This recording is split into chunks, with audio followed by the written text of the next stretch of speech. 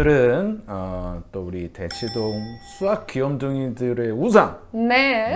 S1 수리영재 아카데미의 손아름 원장님을 뵙고 네. 여러 가지 이야기를 나눠보도록 하겠습니다. 아, 네. 영광입니다. 네. 네. 간단하게 자기소개 먼저 좀 부탁드릴까요? 저는 대치동에서 지금 한 14년 차 정도의 초중고 등까지의 수학 교과를 계속해서 지도를 하고 있고요. 여러 가지 책들을 쓰고 있기도 하고요.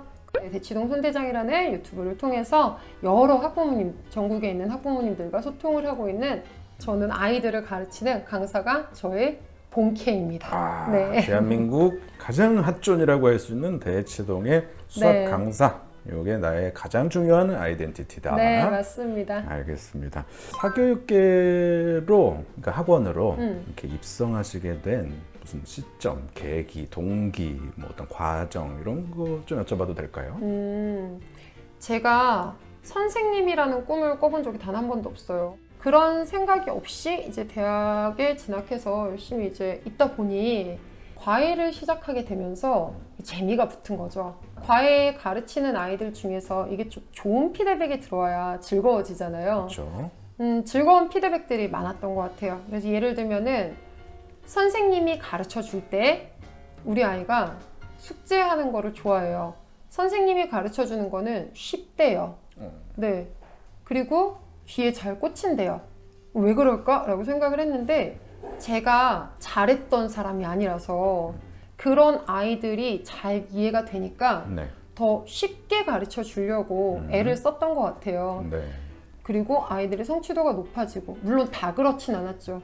근데 그때 처음으로 혹시 이게 내가 생각지 못했던 나의 재능인가? 그러면서 뒤돌아봤더니 고등학교 때도 네. 아이들이 야자 시간이나 이런 때 네. 질문을 하잖아요. 네. 그러면 그걸 되게 잘 가르쳐 줬던 것 같아요. 좀 우스운 얘기지만 제가 20대 중반, 30대 초반까지 네. 사교육으로 세계 정복을 하겠다고. 네. 그래서 우리나라 이런 시스템이나 이런 것들이 외국에서 가능하지 않을까? 라는 그래서 학원에 좀 빨리 뛰어들었던 것 같아요. 그래서 궁금한 게 있습니다. 나는 이거 되게 좀 어려운데 아니 가까스로 이해를 해가지고 좀 어려워하는 친구들을 잘 가르쳐 줄 수 있었다 해서 제일 생각나는 파트가 뭐였습니까? 어려운 거에서 네. 점화식. 점화식. 이게 어려운 점화식들은 네. 식을 분해해서 이 분해한 각각을 놓고 여기에서의 수열의 네. 형태를 찾아내야 되는데 네. 이게 한쪽으로 이항이 다 돼서 뭉쳐 있으면은 알아보기가 어렵거든요. 그러니까 결국엔 얘를 보기 좋은 형태로 분할을 해야 되는구나. 네. 그럼 어떻게 나눠야 얘가 최적화가 되는 거지? 근데 그때 처음 느꼈던 게 대수라는 거는 결국 식을 내가 가장 쓰기 좋은 방향으로 만드는 과정이구나. 이걸 한번 이해하고 정복하고 나서는 그 부분을 알려줄 때 아이들이 쉽다. 라고. 점화식. 고등학교 네. 때 진짜 죽어라 트레이닝 했던 기억이 나려고 해서 좀 다음 질문으로 넘어가겠습니다. 자, 강사만 했던 시절과 원장이라는 또 역할을 할 때의 어떤 차이점 같은 게 있나요? 있죠. 일단 월급을 받는다와 그쵸. 월급을 준다와 수입이나 이런 부분의 차이를 제외한다면은 원장이었을 때와 강사일 때의 차이를 저는 주변 원장님들한테 듣거든요. 주변 원장님들은 책임감의 차이다. 제 자랑 같지만 저는 강사할 때도 책임감이 남달랐어서 제가 강사였을 때는 제 반만 책임을 지면 되잖아요. 근데 이제 원장이라고 하면은 학원 전반의 아이들이 제 아이들인 거기 때문에 그 부분에 대해서 이제 바운더리가 넓어졌다는 거? 그건 월급 원장이나 지금이나 차이는 없는 것 같아요. 그렇군요. 네. 사교육 입성을 좀 고민하는 어떻게 보면 이제 후배들을 네. 위한 얘기인데요. 이 분야에서 행복하게 일하려면 좀 이런 덕목이나 능력, 뭐 성향, 관심 이런 게 있으면 더 좋겠다. 또는 뭐 이런 경우에는 사교육계는 좀 비추천한다. 이런 게 혹시 있을까요? 기본적으로 근태라고 하잖아요. 네. 시간관념이 없는 분들. 그다음에 아이들, 학생을 대하는 거기 때문에 네. 이게 그거에 대한 책임감이 분명하지 않으신 분들. 그러니까 나는 어쨌든 좋은 대학 나오고 내가 수학을 잘했으니까, 과학을 잘했으니까, 영어를 잘했으니까 해서 가르치려는 그냥 자기의 얄팍한 지식만 가지고 배우려고 하지 않는 사람들. 그래서 그런 분들은 학원계로 오시면 안 되는 것 같아요. 네. 근데 이제 이거의 정반대를 보면은 네. 일단 아이들을 보는 재미가 네. 너무 상당해요. 제가 버틸 수 있는 힘이거든요. 그 아이들에게 자기가 어떤 도움이 될 수 있겠다라는 생각이 드시는 분들이라면은 반드시 사명감이 생기실 거거든요. 그럼 이 일이 즐거워지고 즐거워져서 열심히 준비를 하다 보면 인정을 받게 되고 그러다 보면은 네, 사실 삶은 바빠요. 학원 강사는 워라밸이 좋은 직업은 아니거든요. 네, 그렇죠. 네, 하지만 네, 그만큼의 보람이 있는 네. 그리고 간혹 물으시는 게 금전적으로도 보람이 있나요? 라고 하시는데 있습니다. 네. 네, 서울대학교를 졸업하셨지 않습니까? 네. 이 서울대 졸업이 수학학원을 운영하는 데 있어서 뭐 좋든 나쁘든 어떤 영향을 미치는가 궁금합니다. 사실 나쁜 영향은 없어요. 없습니까? 네. 학원을 운영하는 게 아니라 네. 강사였을 때 강사로서. 그리고 특히 초등일 때는 네, 굉장히 그냥 후강. 신뢰도가 있는 그쵸. 근데 그게 이제 후강에서 멈추지 않으려면 네. 네, 부단히 노력을 해야죠. 그쵸. 네, 그건 일시적이거든요. 학벌 간판은 딱 6개월 간다 그러더라고요. 6개월은 아주 그냥 그걸로 그냥 밀어붙일 수 있는데 그 이후는 철저하게 평가받게 된다. 맞아요. 네.